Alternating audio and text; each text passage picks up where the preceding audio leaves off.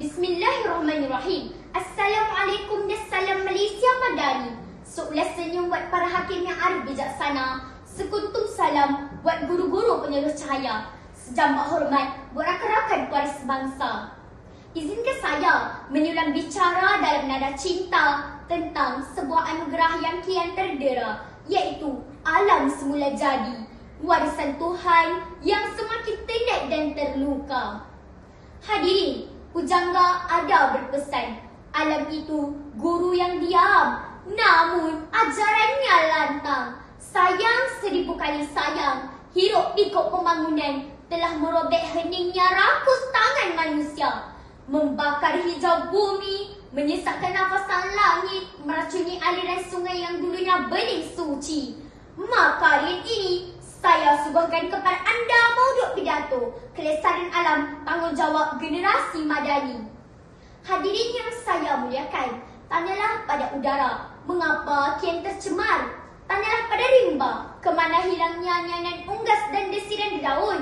Profesor Tan Sri Dr. Jemilah Mahmud, penasihat sains kepada Perdana Menteri, pernah menukilkan, kelestarian bukan pilihan, tetapi satu keperluan. Tanpa bumi yang sihat, manusia tidak akan mampu bertahan. Inilah hakikat yang harus kita insafi. Alam yang lestari adalah denyut nadi kehidupan. Tanpanya, masa depan hanya tinggal kesayuan. Hadirin yang prihatin, wacana saya yang pertama, pendidikan alam sekitar, bekal peradaban. Elemen pendidikan telah diterima sebagai satu alat asas untuk mengawal alam sekitar dan juga pembangunan lestari. Menerusi subjek sains, geografi mahupun kelab pencinta alam, kita disekemai dengan nilai sayang akan alam sekitar. Pendidikan alam sekitar juga diberi perhatian dalam rancangan Malaysia ketiga 1976 hingga 1980. Ilmu ini diiringi dengan kesedaran yang tinggi terhadap pemeliharaan alam semula jadi. Taman ilmu menjadi ladang kesedaran bahawa bumi ini bukan warisan nenek moyang, tetapi pinjaman daripada anak cucu yang menanti masa depan. Wacana kedua, tindakan kecil, impak besar. Ayo buang sampah pada tempatnya. Ayo guna semula, kurangkan plastik, hijaukan ruang. Amalan ini memberi manfaat untuk kesejahteraan negara dan manusia.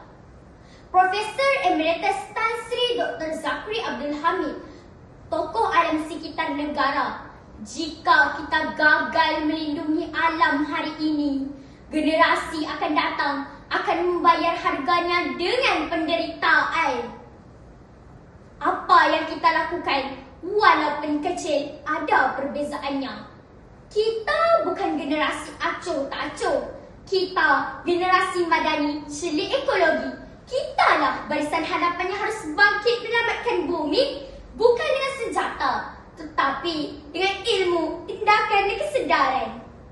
Hadirin sekalian, wacana Mina ketiga, solidariti hijau mendepani krisis. Malaysia tidak lari dari bencana iklim yang terhasil dari tangan kita sendiri tanpa disedari. Kita perlukan solidariti untuk melawan krisis iklim dengan terangkatnya Pelan Hara 7 Ekonomi Hijau, Dasar Biodiversiti Kebangsaan. Program Sekolah Lestari untuk menyelamatkan negara daripada ancaman perubahan iklim. Pengstrukturan ekonomi yang meletakkan kepentingan alam sebagai asas kitaran pembangunan ala kelestarian. Namun, kejayaan ini tidak akan datang bergolek jika kita sekadar menjadi penonton. Dr. Jane Goodall, pakar alam sekitar dunia, memetik, setiap individu boleh membawa perubahan. Setiap yang kita lakukan, walaupun kecil, memberi kesan kepada dunia. Hadirin budiman, jangan biarkan bumi meratap dalam diam. Jangan biarkan generasi akan datang mewarisi kehancuran. Ayolah kita bersatu dalam misi hijau ini. Kalau bukan kita, siapa? Kalau bukan sekarang, bila? Akhir kalam, mari kita sematkan azam di hati, cintai alam, pelihara bumi demi generasi yang belum pasti. Kerana alam bukan hanya untuk dilihat, tetapi untuk dihargai, dipelihara dan diwarisi. Sekian, wabillahi taufiq wal hidayah. Wassalamualaikum warahmatullahi wabarakatuh.